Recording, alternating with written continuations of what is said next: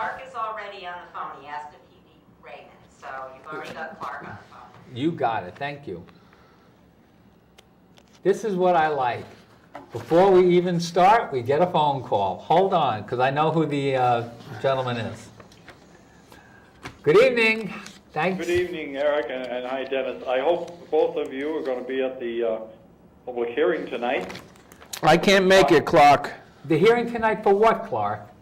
Charter review Oh, the board. charter review, the 7 o'clock thing? Charter Review Board. Boy, you just don't want me to go home and eat dinner tonight, do you? Well, you could eat. We'll try to make it quick, but I just want to let you know, and that I tried starting.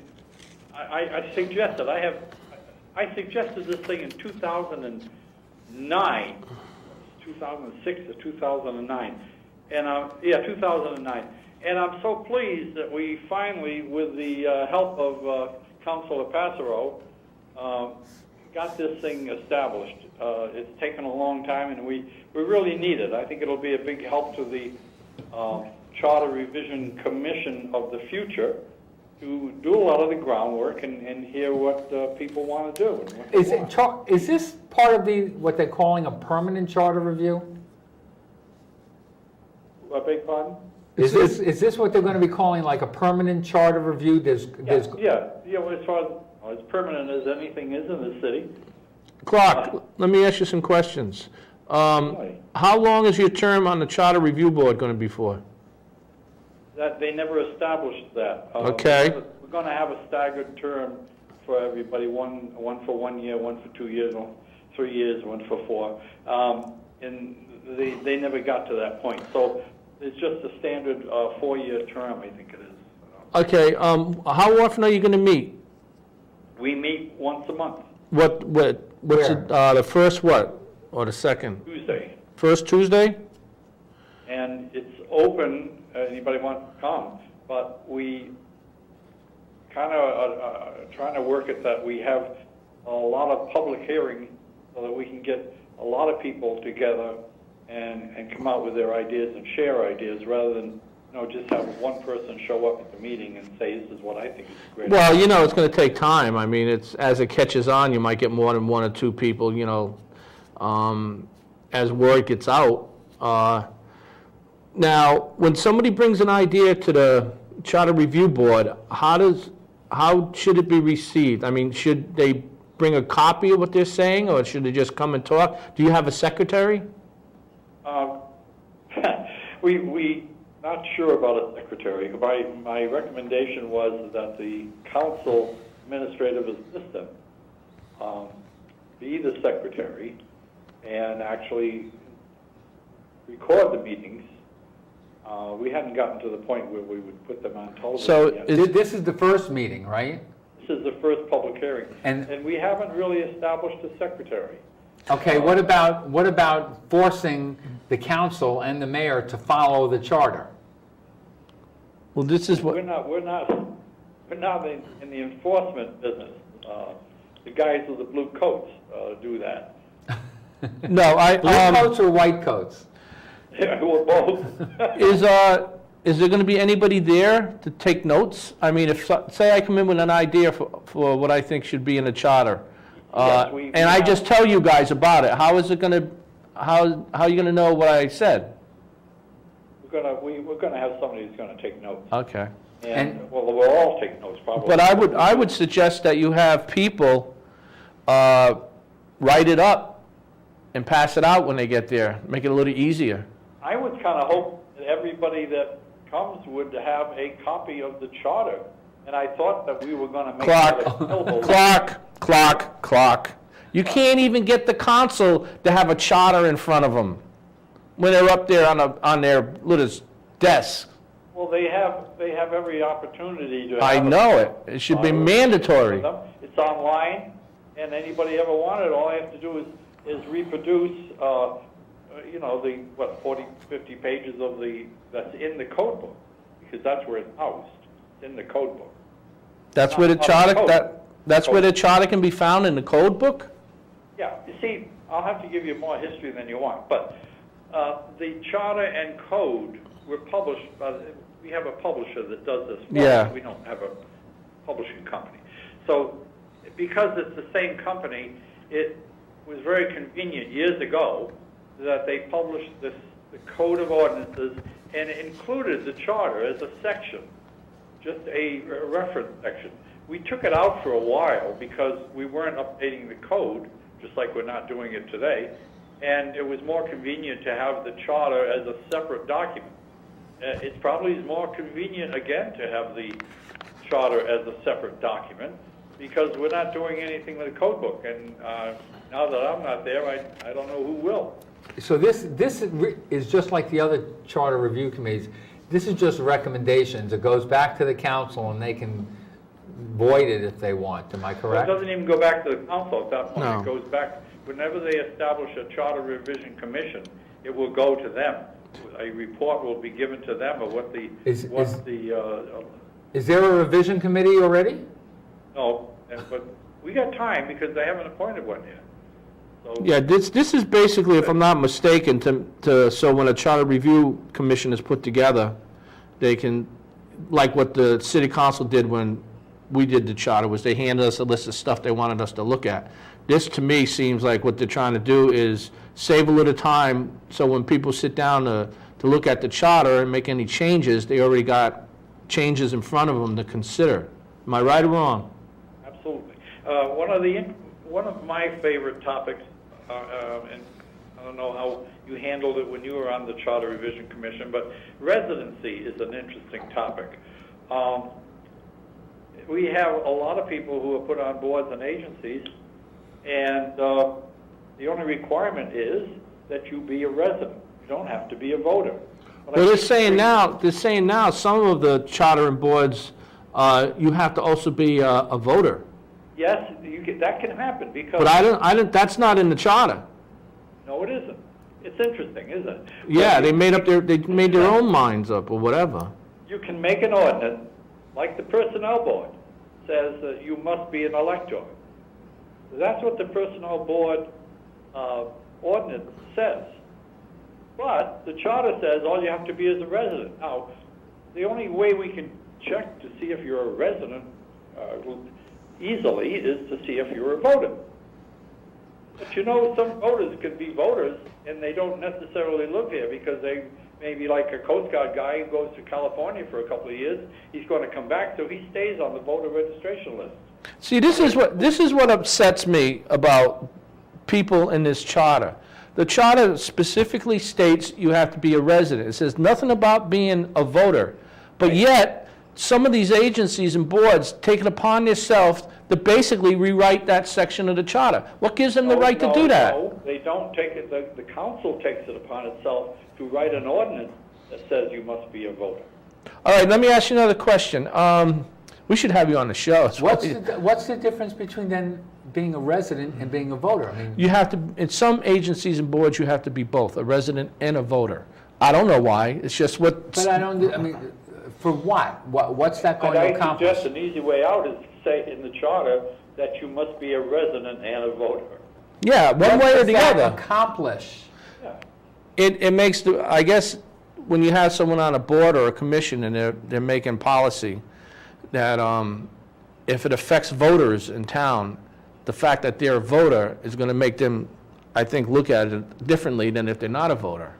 That's the only thing I can think of. Another hidden reason is that we keep having guilt complexes about minority party representation. We think it's so fair if we have, 3 Democrats and 2 Republicans and 1 Green and 1 unaffiliated, and that makes it for a nice feel-good world. Sometimes they write that in, that you have to be a voter, and then we can put in what party you belong to. And the flaw in that is, and it only happens a few times. So you got a board where you got to have 4 Democrats, and you get your 4 Democrats, and then one of the Democrats switches to Republican later. You can do that. So what do? Kick them off? Well, What's- technically you should. Technically, what do you consider minority representation now? Minority party in this city, Wait a minute. What's Republican. who? Oh, Democrat versus Republican? Yeah. An independent. Yeah, don't get That's the what word you're. minority. All right, that's what you're calling minority. It's Now, but minority that's not party true. Representation. Huh? Most cities, you can't elect all Democrats or all Republicans in most cities in Connecticut. You can in New London. In New London, you can't. In New London, you what? You can't. Yeah, you can. Sure you can. But you can't do that in New Britain, and you can't do it in Hartford, and you can't do it in 168 other towns. So if 8 people are running and 7 people are Democrats and they all win, the lowest one with the votes gets thrown out to bring the Republican on? No. So you can have, Sure you can. Yeah, okay. That's the consuls like that. You could have 7 Democrats on And that that's, consul. yeah, I mean, but, okay. That's one of the things I tried to introduce into the charter. I tried to make it a balanced consul to where you'd had to have 3, 3, and 1. And nobody went along with me. But who is going to do that? I mean, we can't even, Well, Well, it could be put in the charter. sure you could. But you could, But the if week nobody's after gonna you run got for it. elected, you could change your party, and nobody could do a thing about it. right. Well, anyway, I hope you guys come tonight. Well, Yeah. I can't make it myself, but I'm going to be at the next one. And I'm going to have papers. I will try to come for a little bit tonight. How's that? Be glad to see you there. Okay. Keep up the work, Clark. Thanks, Clark. Bye-bye. Bye. That was interesting. Yeah, that's kind of I cool. knew I forgot about that. It was going to be tonight. Like, I haven't even. You know, see, this is the thing. You know, I'm going to admit, when I first got involved in all this, and I started looking at jobs in city administrative and whatever other jobs that were in the city, I saw his job in one of the budgets, and I said to myself, what's he do to make that kind of money? You know, and it's not a lot of money, but why are we spending that money? You know, but as time went on, and I started seeing what he was doing, and started realizing how much stuff needed to be changed, I think he should still be working. Well, everybody thinks he should still be working except for a couple of people. And I heard a rumor, and I don't know if it's real or not, but one of the people on the council wanted his job canceled. Well, they all went along with it. Well, All so- the councilors, I mean, because it got voted in. He should be brought back immediately, because it's not a lot, and Maybe it was a part-time somebody, situation. It was maybe what, somebody has a grudge. maybe somebody has an eye on that job for somebody else. They can't do that. Why can't they do that? Well, first of all, let's Mayor put did the- it. Mayor's Huh? done it with people he's hired. Okay, but as I said before, if anybody else is brought onto that job and they are considerably younger, he's got a discrimination lawsuit. They did that with the city clerk. They did that with the assistant clerk. They've done that They with must have- a yeah, number they- of did they different give jobs, them and a they bump gave of them good to pension? younger people. I understand. Oh, yeah, that's the deal. They gave him a hell of a Clark package. didn't get that. No, he didn't.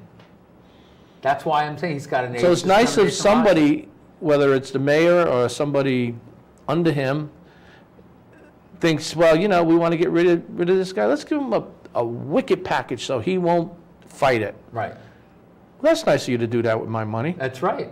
Jeez, you know what? I want a package. Damn it! Dude, Give me a Give me a package. package. I'm going to leave the town. Give me a package. Want me to stop bugging you? Give me a package. Anyway, so we have the governor did sign the state budget, right? Or no? I really don't know. Okay, because this is what I've already heard, and I heard this on the Elsie show. Anybody who wants to find out a lot of information, listen to the Lee Elsie show. Oh, yeah. He's got so much information, and he's great. Except for a couple of calls, which I have a problem with, but I'm not going to mention. Anyway, I mean, I could be one of them. Anyway. Well, actually you are, but let's move on. You aren't coming on after this, right? No, okay. Okay. I was informed that the state of Georgia has already approached GE to move down to. Oh, I wouldn't doubt it. To move down to Georgia, take all their 5,700 jobs and get out of Connecticut. I bet you Aetna's been approached. The reason why someone told me Aetna was never going to move is because Aetna owns their building. I don't know if GE does. And it would cost way too much for them to move. However, if I was Aetna or Travelers since they're making so much money as it is, I wouldn't care how much it costs. If Connecticut is going to be such a business unfriendly state, I'm going to move out. You know, if you also got to look at it, if you're a company like that, okay, it's going to cost me this much to move my company. But if I stay here, in 5 years, it's going to cost me this much in additional taxes. So I'm going to lose money by staying here. Right. So in the long scheme of things, you pack it up and you move. And I know you and I have discussed the situation that if they all move out, it's going to end up costing us more in tax dollars, because who's going to make up the difference? Right. That's common sense. However, sometimes businesses have to make that stand to say, you know what? I don't care. I'm tired of the state screwing us with taxes and back to taxes and more taxes. I mean, plus there was one tax they said was a tax on a tax. Connecticut is going to start taxing the total amount of what the companies are making, not just in Connecticut, but worldwide. I don't even think that's legal. I know, that just doesn't sound right to me. That's like a tax on a tax. You know, I understand these big companies like GE, especially GE. And Pfizer. Well, no, I'm going to stick with GE for a minute, because Okay. GE is one of the companies in this country that paid the least, if any, amount of taxes. And they've got, I mean, Billions overall. I and mean, they're billions probably and paying something in billions. Connecticut, but federally, it's another story. right. But unfortunately, you can't get them to pay more unless they want to pay more. You know, so when it becomes... That sounds like Con College. Yeah, when it becomes a situation to where it becomes hostile, the state and the company, you're not going to get them to work with you. And you can't threaten them, because they have the ability to move. So threaten them ain't going to do anything. What So about- now you're in a position to where you got this big company, and the bottom line is, like you said, over 5,000 jobs, 5,700 jobs, something you just said. That's jobs. That's mortgages. That's the school system. That's taxes to money to the local mom and pop stores that are around these buildings. You know, they book because the governor and people that are working with him can't seem to figure out ways to get revenue in here. You can't, they're doing exactly what's going on in New London. They can't find a way to bring revenue in, so what do? They tax the hell out of us to make up the difference. You can't keep doing that, not even in this state. So they gotta work harder, they gotta get a little more freaking original. Well, the problem with the people in New London is we're not rich, or there are a lot of people who aren't. There are a lot of rich There's a people. lot of people in the state of Connecticut that aren't rich. Well, and we can't afford just to pick up and leave, albeit I wish I could. Because I would. Absolutely. I definitely would. This state is not friendly to taxes. I mean, we're getting killed. But it's not just Connecticut, it's New England. New England, New York, New Jersey, Pennsylvania, very, very high. The Northeast is very, very high taxable states. And people are moving out in droves. And they're moving to Georgia, they're moving to Florida, they're moving to Texas, they're moving, and number one for retirement state, I just heard on the radio, was Arizona. Why would anybody, and the worst is New York, why would anybody stay in this state if you're going to get robbed? Okay, what's one of the biggest problems this state has is you have young people that are going to college, they get out of college, they got degrees for this, that, and the other thing, and there's no jobs here. Right. So what do? They go move. where the jobs are. Right. So they leave. Right. I've seen reports to where the young folks that are leaving this state is horrendous. They're just leaving, and I can't blame them. If you had to do it all over again, if you were 20, 25, and you know what you know right as of today, and you could, I mean, would you even look for a job in Connecticut? I would have left. I would have left. You know what the problem is? My first job was in Florida. And I came. My first job was at EB.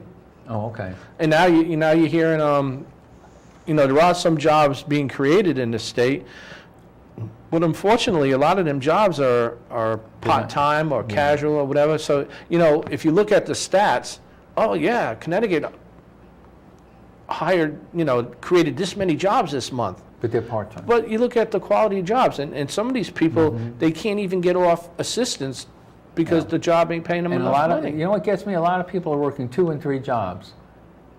Well, if so many people are working 2 and 3 jobs, where are the other people who are not working at all? Well, unfortunately, you hear that old saying that that people will lose money by getting a job because of what they're getting now for not working. Right.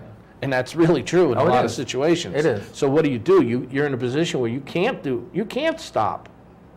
And that's pretty sad. It seems to me that our politicians in the state and in the city and in this country need to start really looking at the people. And what's the one thing that can create, I don't want to use harmony, that sounds kind of corny, but that will bring people together in this country and in this state and in this city, is jobs.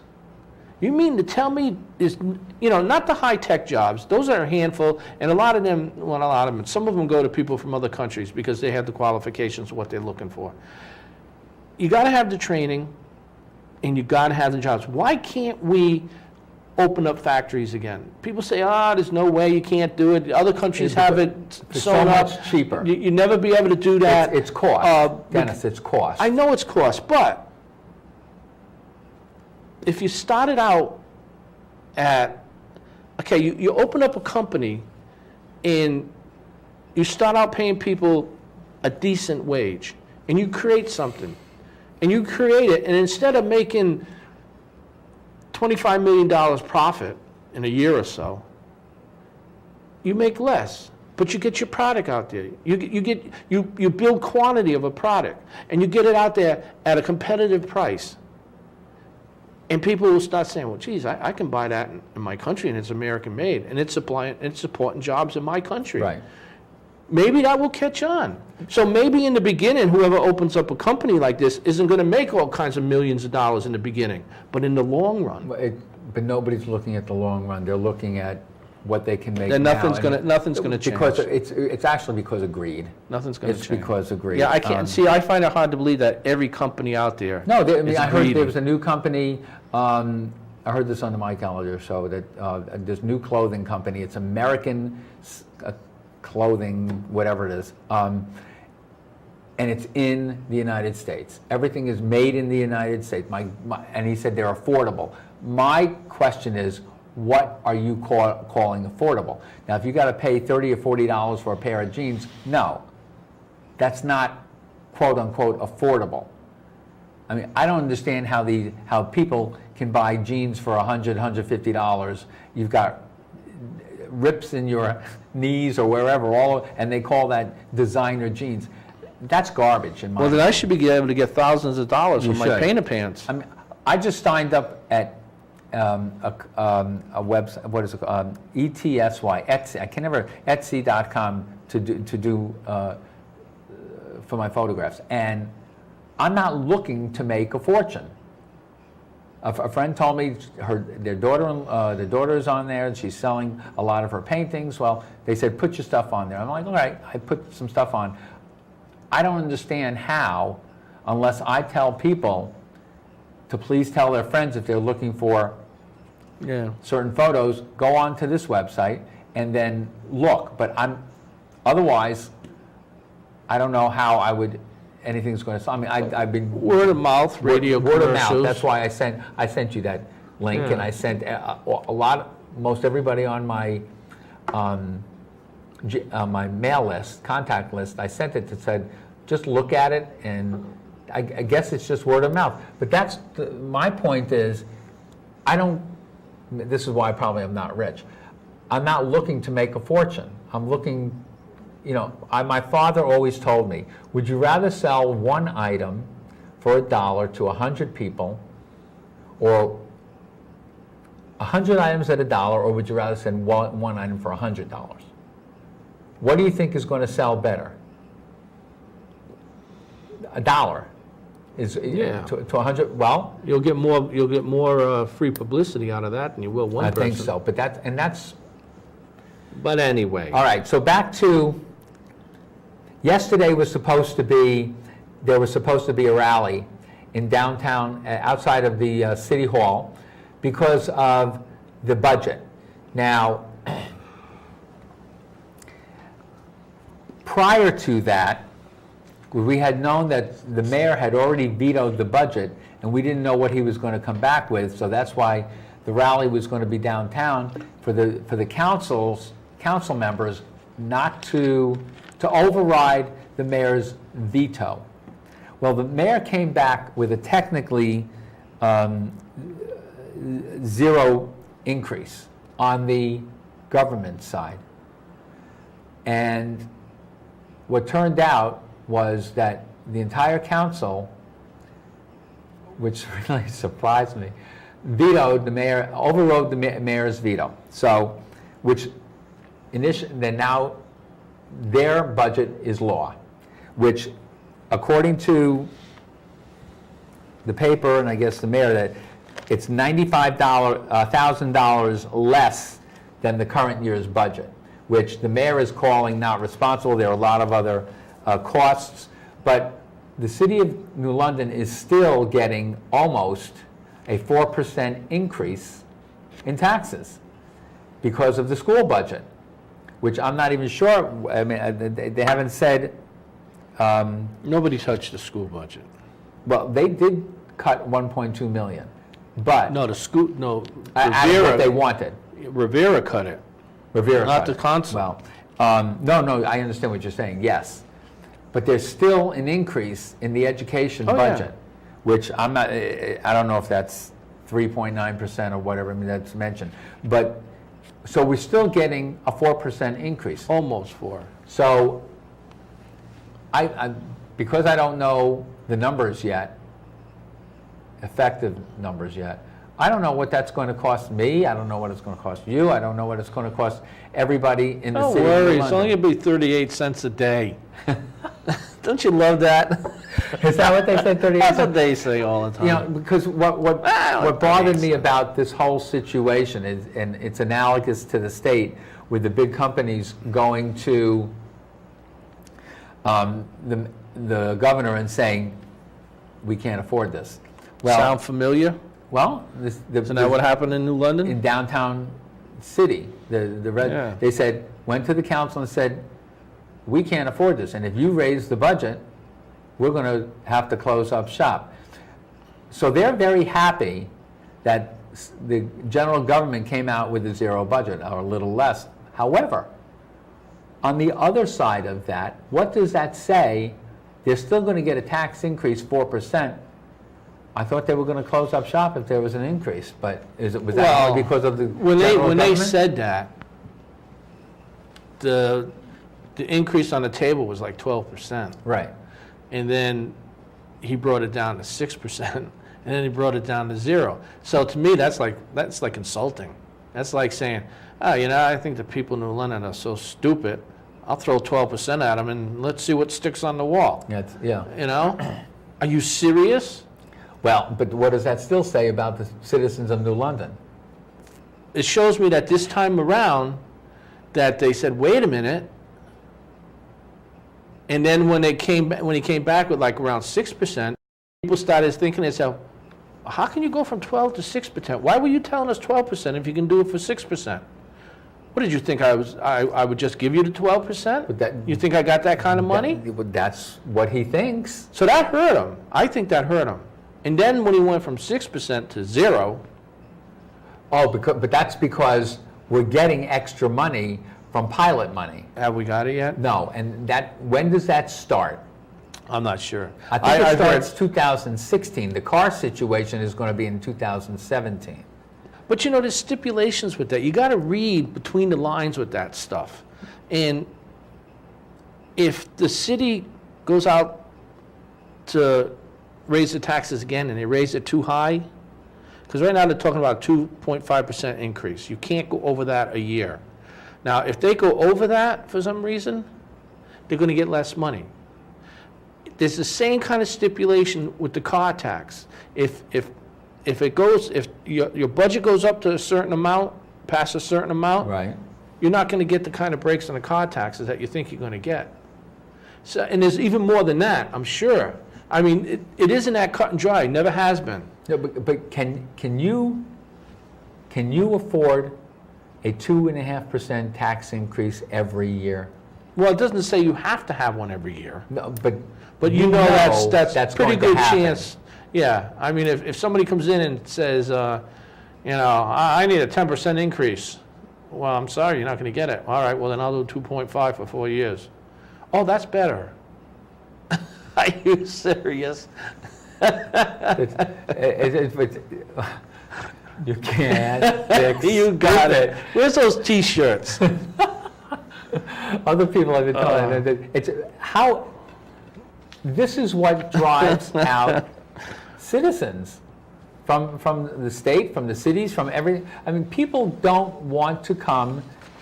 We're still going to have the largest mill rate in southeastern Connecticut. We'll be just under 40. I tell people at work that, and they look at me and go, why? Why do you have such a high mill rate? I said, well, we have a city that's 6.5 square miles. And they go, blah, blah, blah. What are you talking about? No, see what I'm saying? I just tell them because, well, I can't say this on the air. I just tell them what kind of people we have on who are running our city, and that's all they care. That's all they really care about. In reality, this is going to do nothing but hurt the whole thing of what they're trying to do in the city. We had a caller some time back that said, you're negative. You got to think positive. Just think positive, and everything will be okay. I'm positive. And I came back and I said, well, you can't think only positive and not know the negative stuff, because if you don't know what the negative stuff is, how can you correct it so everything can be positive? And then they didn't talk to us anymore. So this is what I see happening with the kind of money that the taxes have gone up in 4 years. With them wanting to do a magnet school project, be the only one in the state of Connecticut. Yeah, right. They're just hurting themselves. People may have all the good intentions in the world to want to move here for their school system, but if they can't afford to live here, but they don't have to. Well, that's true up to a point. They're banking on the fact that, for some reason, people are going to move here because of just the school system. And when people move, when you move, you're taking a lot of things. You're taking the taxes of the town you're moving to, how far away from it is from your job, the school system, the crime rate, and so forth and so on. And if the bad things that you're looking at if the good things you're looking at don't overpower the bad things, then more than likely you're not going to move here. You're going to look at the rents or how much a house costs. You're going to be looking at what you're getting for your money. It's a lot. But you can't just look at something and say, oh, this is great, let's do it. And then someone comes along and says, what about plan B? Plan B, what the hell is plan B? Plan B, the thing when this don't work, you do this. Oh, we don't have to worry about that because this is going to work. You always have to have a plan B. You should. When the surrounding towns' mill rate are a minimum 25% less, that just ruins your plan A. And like you said, so if someone's looking to move closer to the magnet school system, so they go, geez, New London's almost 40 mills, but I can live in Waterford for 29 mills and still send my kid to the schools. Crime's down, Sure, yeah, I think I'll do that. Did I just swear? I think I did. We'll have to watch this on a rerun. So the mayor, after this all went down, announces a New London hiring freeze in the wake of council's budget adoption. Well, actually what he did was he created another executive order that says the city will not go into a deficit no matter what. Right. So he's going to have this freeze, which I think originally when he first told us he wanted 20%, he also had a freeze, which really didn't pan out that well because, a lot of people he knew got jobs. And so what he's going to do is the hiring freeze is going to, the 9th executive order, I have 4 or 5 of them at home. I like to know what the other ones are. They're not gonna fill 4 vacant positions in the fire department. That makes you feel safe. They're not gonna fill 4 vacant positions in the police department, 2 or 3 vacant positions in the Department of Public Works, which, probably will never get that dump, pickup there. And for a full-time chief administrative officer in the mayor's office. Okay, so, But you said that was already, according to the charter, yeah. that book that nobody seems to follow or ever have when they're at a council meeting? The budget shall in the budget means you will, not maybe, well, we could change it. It means you will. Provide for a chief administrative officer who shall be principal manager aide to the mayor. Shall provide. The budget shall provide. It should be budgeted in every year for this position. Now, who is the CAO now? Wow, jeez, I can't believe I can't think of her name. Is that second to? The second? candle maker. No, soap maker. Soap Lorna maker. Tush. Lorna Tush. Does I she wasn't have- trying to be disrespectful. I really couldn't remember her name. But she's not the kind of She's not- chief administrative officer that this says. He just put her in that position, Somebody with no experience. but she's not doing what a chief administrative officer, she's No, just a she mouthpiece. doesn't know how. Well, no, she don't know how, but she's not being trained how either. He doesn't want anybody that's going to, and this is just me talking, folks, it's not the mayor talking. It seems to me he doesn't want anybody around him that's going to be even close to having the kind of power that he has. Now, when something, all right, the chief administrator shall be unclassified employee of the city and shall be appointed by and served at the pleasure of the mayor. Said chief administrative officer shall be appointed on the basis of substantial executive and administrative experience, qualifications, and knowledge. We wrote this. We weren't writing this for a soap maker. We weren't writing this for, I hate to say it, the closest person to fill this really was Jane Glover. She had the most experience. But we were kind of hoping, which you can't put hope when you're doing a charter. You got to be super specific, and especially now, because he has shown us that you can get a mayor in there that will just demolish a charter and legally get away with it. We were hoping that it would be somebody, before he hired somebody, he would have 3 or 4 applicants in front of him, and he would pick one of the best out of that for that position, so that he would have more time, not just to work with the city, but he would have more time to go out and get businesses or get money from Hartford, be able to do other things. So when he's not here, the chief administrative officer is running the city to a point, the everyday business of the city. But That's what was supposed to happen. That is not happening. I know, but can't you read every job description for the head of each department, and almost every one of the people he put in there didn't have the Oh, no, qualifications? they did not. They did not. So, I know, going back to the charter vision, I don't know if Clark's still listening, but can a recommendation be for the charter that college, quote-unquote residents, if you're a college resident, you cannot be a voter in the city? Can that be in the charter? Well, I mean, from 'cause what I understand is they're that not there's nothing in residents. here They're about temporary. college They're temporary. students or whatever. I mean, because they shouldn't be allowed to affect a city's or a town's... They can become a resident of New London I for 4 understand, years. but they're not. They're not, know. because they're not going to be... At the end of the school year, they go home. And... What they have to put in the charter, the way I would see them putting it in the charter is, in order to vote, you have to be a resident of New London for a period of time. That was a year. Yeah, but I mean, maybe it needs to be more than a year. Maybe it needs to be 2 years. Okay. I think when we had it originally in the charter, it got thrown out, was that to be mayor of New London, you had to be a resident for 3 years. But that got and a changed certain to a age. 1 year. No, that got changed to, I don't even think it got changed, I think You it don't was even less think than it was that.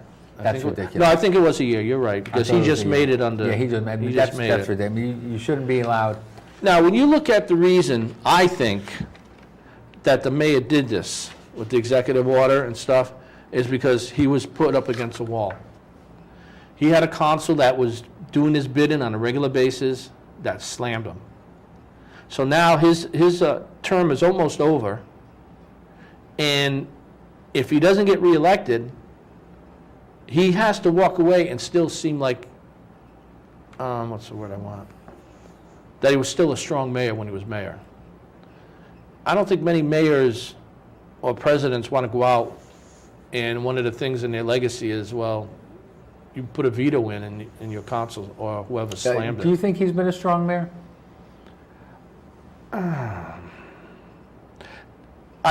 This is going to be weird, hard to answer. I think he has been a strong mayor, but not strong in All the right, sense so not of effective. working with other people in our government and thinking of the people as he was doing it. He was strong in the sense of, I'm going to do this and I'm going to do that, and I don't care what any of you say, this Yeah, is what's going to happen. and he Now, spent money. do you want to call that strong? Oh, okay.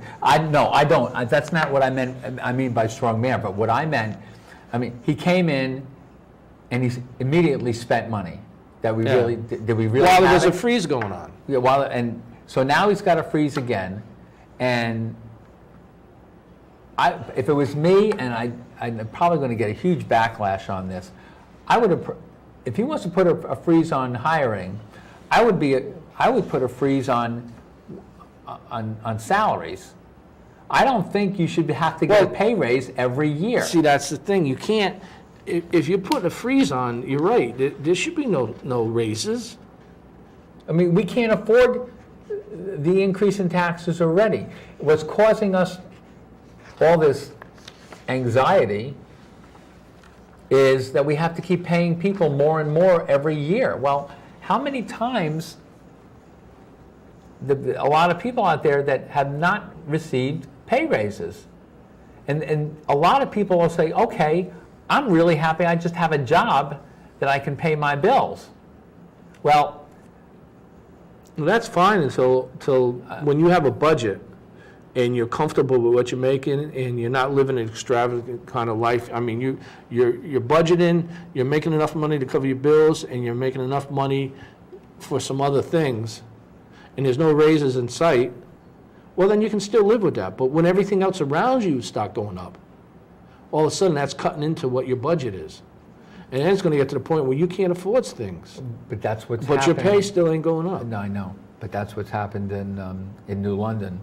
The people are, with exception maybe to teachers, but I just hope, there have been pay raises, and it's just Oh, the yeah. people, the people who are paying the actual taxes, Don't forget, which he is less wa- than 50% of the people. don't forget, he wanted to put $80,000 in raises in his budget That's right. for four people. For 4 people, right. $20,000 I a mean, year so, all right. raise? $80,000, and then this $95,600 less than the current year's budget is what the general government was. That could have adopting. been the raises. Yeah. And then you're giving them to, as you say, you're giving them to people that are basically learning on the job. And You would have been, there a couple of them. once he leaves, once this term is over, let's put it that way, because we don't know if he's going to get reelected or not. I hope not. Once this term is over, there are people who are going to be leaving. Oh, yeah, if Mike wins and he comes in, I'm sure he's going to make some changes. If Mike, I if hope Mike he wins, makes some changes. I would, if Mike wins, and if it was me coming in, I'd probably get rid of 90% of any of who he put in there. I would think, the way I would do it, if I was elected mayor and I came in, I would look at everybody that's working for me, see who is qualified to have that job, see what they have done in the past year, Yeah. and if they meet the qualifications that are shown in the job classification, and they're doing well, I would keep them. If they're not, or if they're underqualified, then I would send them on their way. And I wouldn't give them no extravagant package. I either. wouldn't give them a package at all if it's under a year, or, I mean, if it's a couple of years or anything, they wouldn't get a package at all. And a little word of wisdom, which I don't think he really needs it, Mike, is that don't make the same mistake this guy made, where you get in there and you're mayor, and now you're hiring your friends to come in Right. and do jobs, especially if they ain't qualified. Because I think people go freaking crazy.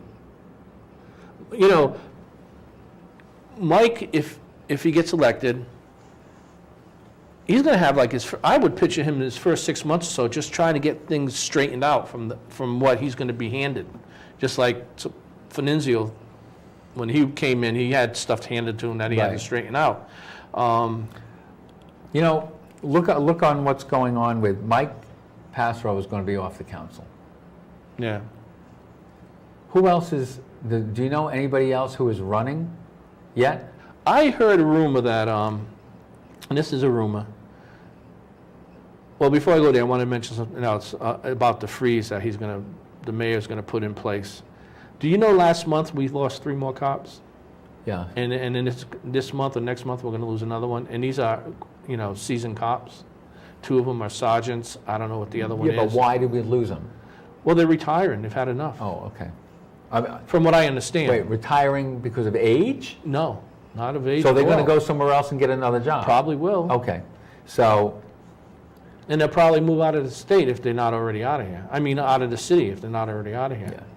So that's, and we got 2 in the academy, supposedly 2. So you lose 4 and you gain 2. You lose 4 experience and you gain 2 inexperience. That's really comforting. That makes me want to move right here. But anyways, All right, so what was, because first of all, nobody has said really yet if they're going to be running again. that's for what I was the going to city say. council. I heard that Richardson, Yeah, somebody was saying something about somebody's prepping her or something for a state. Not a okay, state. that's just a rumor because I talked to her yesterday. Oh, it isn't true? It's not Oh, true. okay. She had no All right. idea that even came up. Oh, okay. Well, So did she say she's running again? she hasn't said, I don't think she You know, wants to. I turned in. But she works, she's a paralegal. She's no dummy. She's a paralegal, and her job is at Yale. So she takes an hour train ride every day. That's got to cost a lot of money. Well, And it's a lot of- included in her package. Oh, man, I don't know what it is, but whatever it is. But so this is a lot more of a burden on her being a city council person than just that she has to get back in time for the meeting. Well, she every seems to week. make them. And then you got someone that's a teacher on the council that teaches in Waterford, lives in New London, and he can't seem to make a lot of them. I thought he taught in New London. No, I thought it's a New London school, but it's in Waterford, something like that. Because there are 3 people on Some the kind of council that friendship are. school.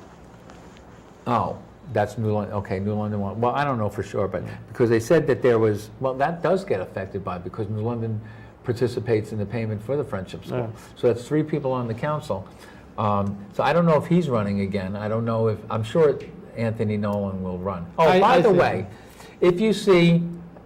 This is what I heard also, something which was I liked it because it was in the paper today. And what everybody should do is, if you go by an officer, see a police officer, give them a thumbs up because they're doing a job that a lot of people would never do, and it's a harrowing job. You never know when they're going to go into a situation, and with everything that's going on in this country today against police officers. We haven't had that situation in New London.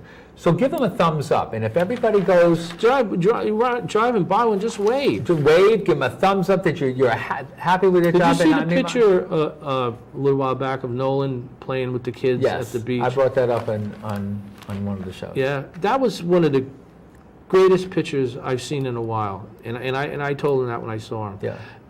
I passed him on the street, and he was just sitting at one of the Yeah, but the the work thing, what I'm sites. And getting at is I that I would love to see more cops doing that. Yeah. And I'd love to see more pictures of cops doing that. You So can- that kids out there can see these pictures and know, you know what, the guy in the uniform ain't a bad guy. No. You know, and any parents out there that got young kids, You've got to you should be respect this job. pushing them Come on. to get friendly with a cop. All right, You should, anyway. but we have less than a minute, so. So remember, folks, tonight, if you want to go down to the Charter Review Board, it starts at 7 at City Hall.